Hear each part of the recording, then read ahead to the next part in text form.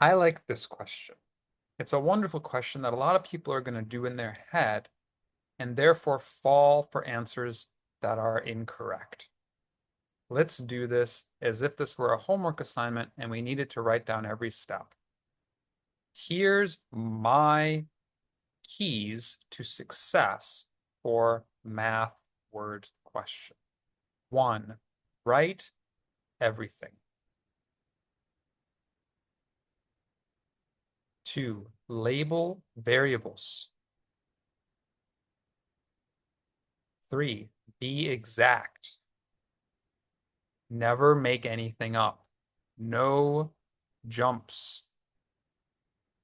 And 4, follow through. I see this, I just say 220 for 2 hours. Instantly, I'm doing calculations. I'm like, well, that's 110 an hour. Maybe that's important. I don't know. I'm just taking it literally. So be careful not to extrapolate right away. No jumps. Even though I was doing that, I'm mindful to know that I'm being exact. Read every word. Every word matters. So good. Here's Smiley Bob. He'll remind you. Every word matters, guys. He knows it. There he is. There's Bob. Plus an hourly fee for each additional hour. So I like graphing it. So here's 2 hours, 1 hour, or not necessarily a graph, but a diagram. Make it visual. So when I say write everything, also draw if necessary. So I have 2 hours, and then I start an hourly fee for each additional hour. So this was $220. And then I have what? It says each additional hour. I don't know the variable for that. So I'm tempted to call it X, but I see there's already an X down here, which says X hours of repair. Do you see why we're being exact? Or how being exact helps us? X hours of repair, is that the same as additional hour? Is this X? No, it's not X. This is the additional hours. X hours of repair is going to be the total. And I'm going to label that, label variables, X is total. I might write X equals total hours, which means we need to make up a variable for the additional hours after the first 2. So we did 2 hours, now we're just doing more. I like N for a number. So here's 2. See my diagram?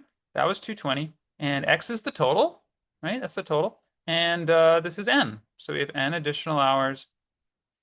So how do N and X relate? Well, from my diagram, it's easy to see N is additional hours,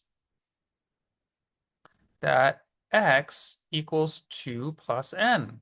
F is the total cost, is going to be 220 plus, the rate per hour times N. So the rate per hour, if I have 5 hours, right? When X is 5, N is 3, right? And that was $400. So 400 is going to be equal to 20 plus the rate, which I could call R.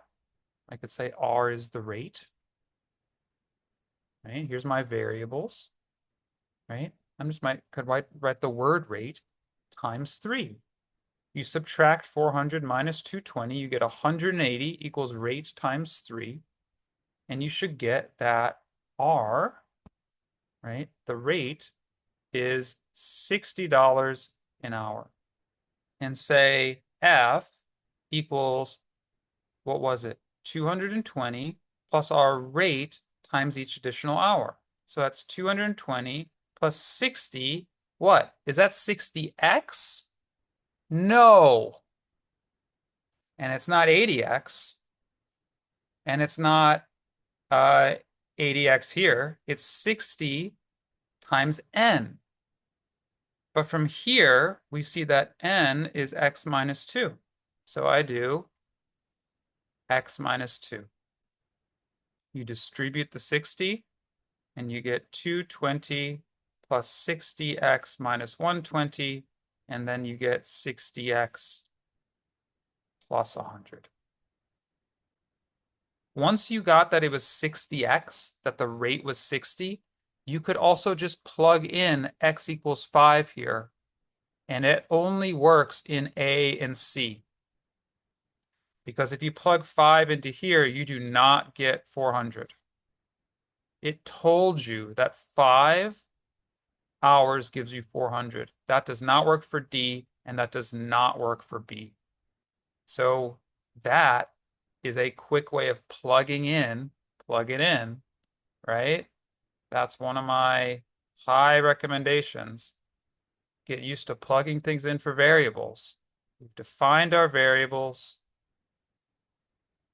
We've set up our equation. We've diagrammed it. We've written down everything. We're being exact because X is the total hours.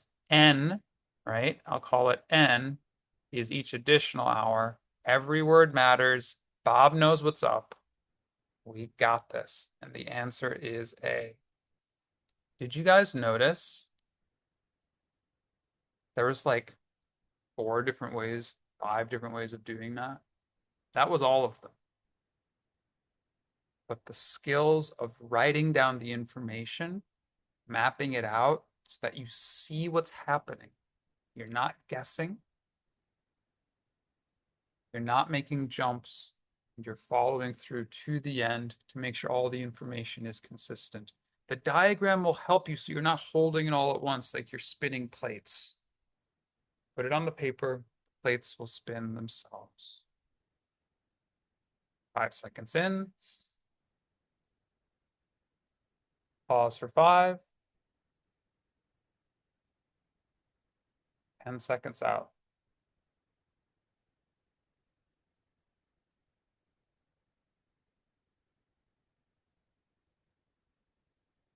Namaste.